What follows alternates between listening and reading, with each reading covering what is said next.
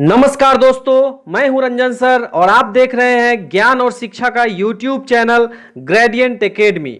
दोस्तों, आज का जो वीडियो है ये खास तौर पे विशेष रूप से विज्ञान विषय के लिए तैयार किया गया है। दोस्तों, विज्ञान विषय के जो भी वस्तुनिष्ठ प्रश्न है वे सभी वस्तुनिष्ठ प्रश्न आपको एक ही वीडियो में आज क्लियर होने वाला है। दोस्तों, चाहे आप किसी भी प्रकार के प्रतियोगिता परीक्षा की तैयारी कर रहे हैं, भले ही बीपीएससी पीटी का परीक्षा देने जा रहे हो, प्रधान शिक्षक एसएससी या अन्य किसी भी प्रतियोगिता परीक्षा में विज्ञान विषय से जो महत्वपूर्ण प्रश्न बनता है दोस्तों, वो सभी प्रश्न आपको यहां पे इस वीडियो में मिलने वाला है। तो समय निकालिए और इस वीडियो को पूरा अंत तक देखने का प्रयास करिए दोस्तों। और परीक्षा देके जब आइए तो कमेंट के माध्यम से हमें जरूर बताइए आपका कितना क्वेश्चन इसमें से आया।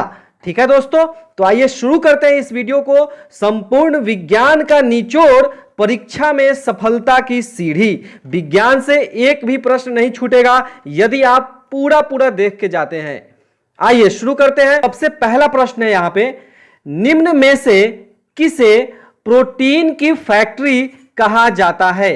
निम्न में से किसे प्रोटीन की फैक्ट्री कहा जाता है? इन ऑप्शंस में से बताना है दोस्तों आप सभी को। तो इसका सही उत्तर है ऑप्शन बी, राइबोसोम। राइबोसोम को प्रोटीन की फैक्ट्री कहा जाता है। आइए फटाफट से दूसरा प्रश्न देख लेते हैं दोस्तों।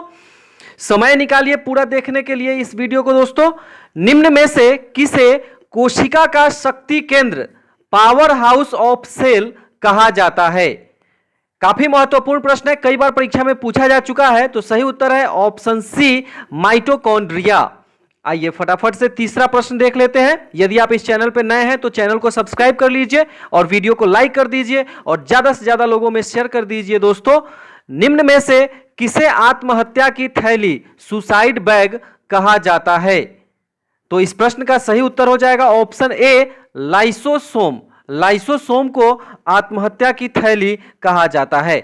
चलिए आगे बढ़ते हैं। चौथा प्रश्न देख लीजिए, मनुष्य में लगभग कितने अवशेषी अंग पाए जाते हैं? अवशेषी अंग जिसका उपयोग नहीं होता है शरीर में उसे कहते हैं दोस्तों। तो लगभग 100 इसका सही उत्तर होगा ऑप्शन सी, लगभग 100 अवशेषी अंग पाए जाते हैं। एकदम बने रहिए दोस्तों इस वीडियो में। ये देखिए पांचवा प्रश्न, मनुष्य के रक्त का पीएच मान कितना होता है? तो सही उत्तर है ऑप्शन बी, 7.4। यहां पीएच मान से दोस्तों समझिएगा, अगर 7 हो किसी का भी तो वह उदासीन होता है, 7 से कम हो तो वो एसिडिक होता है, अम्लीय होता है, और 7 से अधिक हो तो वह क्षारीय होता है। कई बार यह भी प्रश्न पूछा जाता है कि अगर क्षारीय का पीएच मान क्या होता है, 7 से कम होता है, 7 होता है, अधिक होता है? तो निश्चित रूप से इसका सही उत्तर क्या हो जाएगा दोस्तों, 7 से अधिक। चलिए आगे बढ़ते हैं। छठा प्रश्न देख लीजिए, लाल रक्त कण का निर्माण कहां होता है? हमारे ब्लड में, खून में जो लाल रक्त कण पाया जाता है उसका निर्माण कहां होता है ये बताना है इस प्रश्न में। तो सही उत्तर है दोस्तों ऑप्शन ए, अस्थि मज्जा में। अस्थि मज्जा में लाल रक्त कण का निर्माण होता है दोस्तों। आइए आगे बढ़ते हैं। सातवां प्रश्न देख लीजिए, मनुष्य के रक्त समूह की खोज किसने की?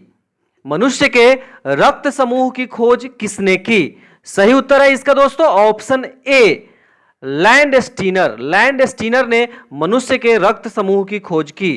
पूरा देखिएगा दोस्तों वीडियो को, क्योंकि आपका मिस ना हो जाए विज्ञान का प्रश्न। अगर 10 प्रश्न भी आ जाता है बीपीएससी पीटी परीक्षा में यहां से, तो हमारा पूरा मेहनत सफल समझिए। और जरूर हमें बताइएगा परीक्षा देने के बाद।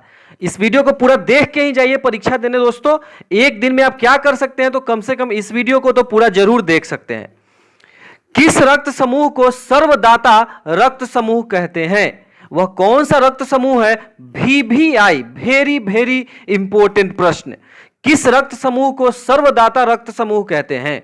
तो सही उत्तर है दोस्तों option B, O blood group को सर्वदाता रक्त समूह कहते हैं। और सर्वग्राही किसको कहते हैं? AB को कहते हैं। यहां ए ऑप्शन में जो AB है ये सर्वग्राही है, ये सभी का खून ले सकता है, और ओ जो है सर्वदाता है, सभी को खून दे सकता है। ठीक है, चलिए आगे बढ़ते हैं। 9वां प्रश्न देखिए दोस्तों, मनुष्य के मस्तिष्क का वजन कितना होता है? मनुष्य के मस्तिष्क का वजन कितना होता है? तो सही उत्तर है ऑप्शन सी 1400 ग्राम। लगभग 1 किलो 400 ग्राम मनुष्य के मस्तिष्क का वजन होता है। फटाफट से लाइक कर दीजिए दोस्तों इस वीडियो को और अपने दोस्तों में भी शेयर कर दीजिए। अगर आप पीडीएफ चाहते हैं तो हमारे इस नंबर पर संपर्क करें 7091443130 और संपूर्ण विषय का सिलेबस के अनुसार पीडीएफ प्राप्त करें दोस्तों। मात्र 351 में पीडीएफ और लाइव क्लास आपको उपलब्ध कराया जाएगा। आइए आगे बढ़ते हैं दोस्तों। 10वां प्रश्न देखिए, विटामिन की खोज किसने किया? विटामिन का खोज किसने किया? तो सही उत्तर यहां पे ऑप्शन ए फंक।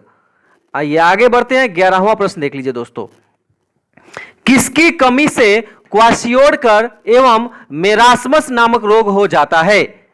क्वाशियोडकर और मेरास्मस नामक रोग किसकी कमी से होता है यह बताना है। तो सही उत्तर है ऑप्शन बी प्रोटीन। दोस्तों परीक्षा में निश्चित रूप से पूछा जाता है किस विटामिन की कमी से कौन सा बीमारी होता है और किस पदार्थ में कौन सा विटामिन होता है। तो एक बार इसको भी देखते हुए चले दोस्तों, निश्चित रूप से आ सकता है परीक्षा में। आइए आगे बढ़ते हैं। हमारे चैनल को सब्सक्राइब कर लीजिए यदि आप चैनल पर नए हैं तो। 12वां प्रश्न है, बच्चों में किसकी कमी से रिकेट्स होता है? रिकेट्स बीमारी किसकी कमी से होता है? तो सही उत्तर है option D vitamin D. Vitamin D की कमी से रिकेट्स होता है। आगे बढ़ते हैं। 13वां प्रश्न देख लीजिए दोस्तों, किस विटामिन की कमी से एनीमिया रोग होता है? तो सही उत्तर है दोस्तों ऑप्शन बी विटामिन बी। ठीक है, चलिए आगे बढ़ते हैं। 14वां प्रश्न देख लीजिए यहां पे, सामान्य मनुष्य का रक्त दाब कितना होता है? तो सही उत्तर है ऑप्शन बी 120/80। 15वां प्रश्न देखिए दोस्तों, रतौंधी किस विटामिन की कमी से होता है? रतौंधी किस विटामिन की कमी से होता है यह बताना है दोस्तों। तो सही उत्तर है ऑप्शन ए विटामिन ए की कमी से रतौंधी होता है। ठीक है दोस्तों, 14वां प्रश्न में बी था 120/80 रक्तदाब, और ये 15वां प्रश्न का सही उत्तर क्या है दोस्तों? ऑप्शन ए विटामिन ए की कमी से रतौंधी आंखों की बीमारी होती है। आइए दोस्तों फटाफट से 16वां देख लेते हैं। निमोनिया से शरीर का कौन सा अंग प्रभावित होता है? निमोनिया से शरीर का कौन सा अंग प्रभावित होता है? सही उत्तर है ऑप्शन सी फेफड़ा। दोस्तों यह प्रश्न भी प्रतियोगिता परीक्षा में पूछा जाता है, किस बीमारी से हमारे शरीर का कौन सा अंग प्रभावित होता है, यह देख के जाए दोस्तों। 17वां प्रश्न देखिए, निम्न में से कौन एक आनुवांशिक रोग है? निम्न में से कौन एक आनुवांशिक रोग है यह बताना है यहां पे इन ऑप्शंस में से। तो इस प्रश्न का सही उत्तर है ऑप्शन बी हीमोफीलिया। हीमोफीलिया जो है वह आनुवांशिक रोग है। ठीक है दोस्तों, चलिए आगे बढ़ते हैं। 18वां प्रश्न देखिए, निम्न में से किस ग्रंथि को मास्टर ग्रंथि के रूप में जाना जाता है? कौन सा ग्रंथि है मनुष्य के शरीर में जिसे मास्टर ग्रंथि के रूप में जाना जाता है? तो सही उत्तर है इस प्रश्न का ऑप्शन सी पीयूष ग्रंथि। 19वां प्रश्न देखिए, प्रोटीन शब्द का सर्वप्रथम प्रयोग किसने किया? प्रोटीन शब्द का सर्वप्रथम प्रयोग किसने किया? यह टेस्ट सीरीज प्रैक्टिस सेट जरूर देखें दोस्तों पूरा, और यदि आप उत्तर जानते हैं तो लाइव हमें कमेंट करके बताइए कि किस प्रश्न का क्या उत्तर होगा प्रश्न संख्या के साथ। यह लाइव वीडियो चल रहा है दोस्तों, सभी लोगों को ज्यादा से ज्यादा जोड़िए दोस्तों। आपके संपर्क में जितने भी लोग हैं जो प्रतियोगिता परीक्षा की तैयारी करते हैं, जीके जीएस की जानकारी जिन्हें चाहिए, उन्हें जरूर आप यह शेयर कर दीजिए। चलिए आगे बढ़ते हैं। यह प्रश्न देख लीजिए दोस्तों, 19वां, प्रोटीन शब्द का सर्वप्रथम प्रयोग किसने किया था? तो इस प्रश्न का सही उत्तर है ऑप्शन ए जे बर्जीलियस। आइए 20वां प्रश्न देख लेते हैं, वेग का एसआई मात्रक है। वेग का एसआई मात्रक क्या है यह बताना है यहां पे। तो सही उत्तर है दोस्तों ऑप्शन ए मीटर पर सेकेंड। वेग का एसआई मात्रक मीटर पर सेकेंड होता है। यहां पे देखिए, दूरी मापने की सबसे बड़ी इकाई है। सबसे बड़ी इकाई कौन सी है दूरी मापने की? तो इसका सही उत्तर है ऑप्शन सी पारसेक, जो कि प्रकाश वर्ष से भी अधिक है। आइए, कॉन्टैक्ट फॉर पीडीएफ 7091443130। अब आइए 22वां प्रश्न देख लेते हैं दोस्तों, निम्न में से कौन यांत्रिक ऊर्जा को विद्युत ऊर्जा में बदलता है? देखिए, काफी महत्वपूर्ण प्रश्न दोस्तों। आप कभी भी यदि प्रतियोगिता परीक्षा में बैठे हैं तो निश्चित रूप से आप यह महसूस कर रहे होंगे कि यह सब प्रश्न निश्चित रहता है। एक ऊर्जा से दूसरी ऊर्जा में रूपांतरित करने वाले जो मशीन है उनके बारे में जरूर पूछा जाता है। यांत्रिक ऊर्जा को विद्युत ऊर्जा में कौन बदलता है? तो इस प्रश्न का सही उत्तर है ऑप्शन बी, डायनेमो। ठीक है दोस्तों, चलिए 23वां प्रश्न देख लीजिए। निम्न में से कौन विद्युत ऊर्जा को यांत्रिक ऊर्जा में बदलता है? तो इस प्रश्न का सही उत्तर हो जाएगा ऑप्शन ए, विद्युत मोटर, जो कि विद्युत ऊर्जा को यांत्रिक ऊर्जा में बदलता है। आइए देखिए यहां पे, एक अश्व शक्ति एचपी किसके बराबर होता है? एक अश्व शक्ति बराबर कितना वाट होता है यह बताना है। सही उत्तर है दोस्तों ऑप्शन डी, 746 वाट। 25वां प्रश्न देख लीजिए फटाफट से दोस्तों। पलायन वेग का मान है, पलायन वेग का मान क्या है? तो ऑप्शन सी इसका सही उत्तर है 11.2 किलोमीटर प्रति सेकेंड। यदि किसी वस्तु को 11.2 किलोमीटर प्रति सेकेंड की रफ्तार से पृथ्वी पर ऊपर की ओर फेंक दिया जाए तो वह वस्तु लौट कर नहीं आएगी, वह वस्तु अंतरिक्ष में चली जाएगी। अब आइए दोस्तों 26वां देख लेते हैं। निम्न में से कौन एक अदिश राशि है? अदिश राशियां क्या होती हैं? जिनमें सिर्फ परिमाण होता है, दिशा नहीं होता है, वे अदिश राशियां होती है दोस्तों। और सदिश राशियां क्या है? जिनमें परिमाण और दिशा दोनों होता है। तो यहां बताना है आपको कौन सी अदिश राशि है इन ऑप्शंस में से। सही उत्तर है ऑप्शन ए, दाब। दाब अदिश राशि है। बाकी जो आप बल, वेग और त्वरण देख रहे हैं ये सभी सदिश राशियां हैं, क्योंकि इसमें परिमाण के साथ साथ दिशा भी होती है। चलिए आगे बढ़ते हैं। 27वां प्रश्न देख लीजिए, काफी महत्वपूर्ण विज्ञान विषय से। यह मैराथन वीडियो है दोस्तों विज्ञान का, जिसमें संपूर्ण विज्ञान आपका कवर होगा। यहीं से प्रश्न निश्चित रूप से परीक्षा में रहेगा दोस्तों। यदि आप पूरा देख के जाते हैं तो आप निश्चिंत होकर जाते हैं, आप परीक्षा में निश्चित रूप से यह महसूस करेंगे। 27वां प्रश्न देखिए, पानी की बूंदें गोल क्यों होती है? पानी की बूंदें गोल क्यों होती है? इन ऑप्शंस को पढ़िए और सही उत्तर देने का प्रयास करिए दोस्तों। सही उत्तर है ऑप्शन बी, पृष्ठ तनाव के कारण पानी की बूंदें गोल होती है। दोस्तों जो तरल पदार्थ हैं वे चाहते हैं कि उनका जो सरफेस एरिया है, जो पृष्ठ क्षेत्रफल है, वह कम से कम रहे और किसी दिए हुए आयतन के लिए गोले का जो है पृष्ठ क्षेत्रफल वह सबसे कम होता है, इसीलिए पानी की बूंदें गोल होती हैं। ठीक है दोस्तों। 28वां प्रश्न देख लीजिए, हमारा कान किस ध्वनि को सुन सकता है? हमारे कान के सुनने का रेंज क्या है, कहां से कहां तक की ध्वनि को सुन सकता है? तो सही उत्तर है ऑप्शन सी, 20 हर्ज से लेकर 20,000 हर्ज तक की ध्वनि को हमारा कान सुन सकता है। ठीक है दोस्तों। पृथ्वी की सतह के ऊपर या नीचे जाने पर क्या होगा? जी का मान बढ़ेगा, घटेगा, समान रहेगा? ठीक है, तो सही उत्तर है दोस्तों इस प्रश्न का, 29वें प्रश्न का दोस्तों ऑप्शन बी, घटता है। इस प्रश्न का सही उत्तर हो जाएगा दोस्तों ऑप्शन बी, घटता है। जब पृथ्वी की सतह से ऊपर जाइएगा या नीचे जाइएगा तो जी का मान घटेगा और पृथ्वी के केंद्र पे दोस्तों जी का मान शून्य हो जाता है, जिस कारण किसी भी वस्तु का भार जो है पृथ्वी के केंद्र पर शून्य हो जाता है। किसी भी वस्तु का भार जो है पृथ्वी के केंद्र पर शून्य हो जाता है। यह भी काफी महत्वपूर्ण प्रश्न है, इसको भी ध्यान में रखें। 30वां प्रश्न देखिए, तारे क्यों टिमटिमाते हैं? तारे किस प्रकाश की घटना के कारण टिमटिमाते हैं यह बताना है। तो इसका सही उत्तर हो जाएगा दोस्तों ऑप्शन सी, प्रकाश के अपवर्तन के कारण।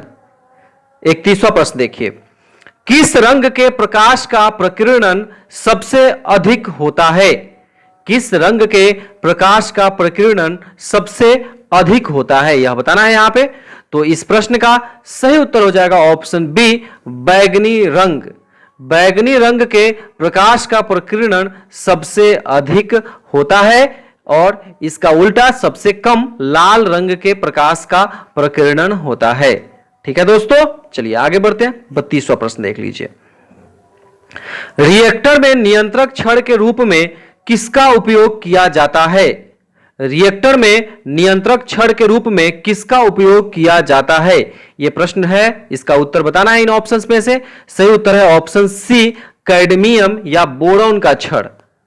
ठीक है, 33वां प्रश्न देखिए, लाल रंग का फूल हरे प्रकाश में कैसा दिखेगा? यह प्रश्न भी कई बार प्रतियोगिता परीक्षा में आया हुआ है।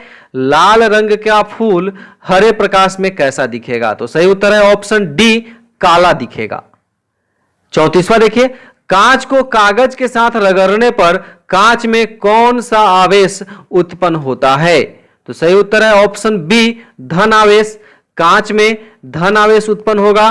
ठीक है दोस्तों, और कागज में ऋण आवेश उत्पन्न होगा। आगे बढ़ते हैं, 35वां प्रश्न देख लीजिए, इनमें से कौन प्राथमिक रंग हैं? इनमें से कौन प्राथमिक रंग हैं? तो इस प्रश्न का सही उत्तर है ऑप्शन डी, हरा। प्राथमिक रंग 3 होते हैं, लाल, नीला और हरा। RGB, रेड, ग्रीन, ब्लू, ये 3 प्राथमिक रंग होते हैं।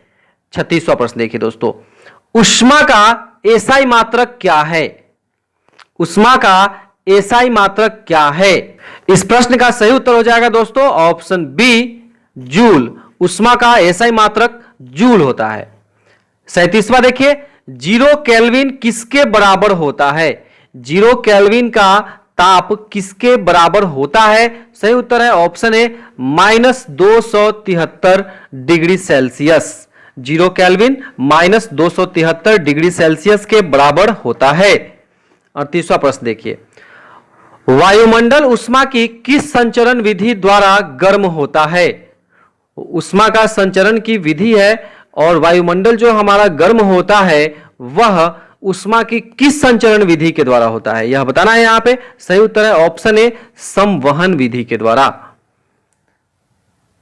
39वां प्रश्न देखिए दोस्तों, आकाश नीला क्यों दिखता है? आकाश नीला क्यों दिखता है? प्रकाश के किस घटना के कारण आकाश नीला दिखता है? तो सही उत्तर है दोस्तों ऑप्शन डी, प्रकाश के प्रकीर्णन के कारण। प्रकाश के प्रकीर्णन के कारण आकाश नीला दिखता है। ठीक है, अभी जस्ट आप पढ़े हैं दोस्तों, नीले रंग का प्रकीर्णन सबसे अधिक होता है, इसीलिए आकाश नीला दिखता है। 40वां प्रश्न देखिए, 1 कैलोरी कितने जूल के बराबर होता है? 1 कैलोरी कितने जूल के बराबर होता है? तो सही उत्तर है ऑप्शन बी, 4.186 जूल। 1 कैलोरी में 4.186 जूल होता है। 41वां प्रश्न देखिए, प्रकाश की चाल सबसे अधिक किसमें होती है? प्रकाश की चाल सबसे अधिक किसमें होती है? तो सही उत्तर है दोस्तों ऑप्शन सी, निर्वात में। निर्वात में प्रकाश की चाल सबसे अधिक होती है। ये दोस्तों 111 प्रश्नों का वीडियो है, आप पूरा जरूर देख लीजिए यदि आप किसी भी तरह के प्रतियोगिता परीक्षा में शामिल होने जा रहे हैं तो, ताकि आपका विज्ञान विषय से एक भी प्रश्न नहीं छूटे। मनुष्य की अधिकतम श्रव्यता सीमा कितना डेसिबल है? मनुष्य अधिकतम कितने डेसिबल के ध्वनि को सुन सकता है? तो सही उत्तर है ऑप्शन ए, 95 डीबी, डेसिबल। मनुष्य की अधिकतम श्रव्यता सीमा है 95 डेसिबल। चलिए 43वां प्रश्न देख लेते हैं फटाफट से दोस्तों।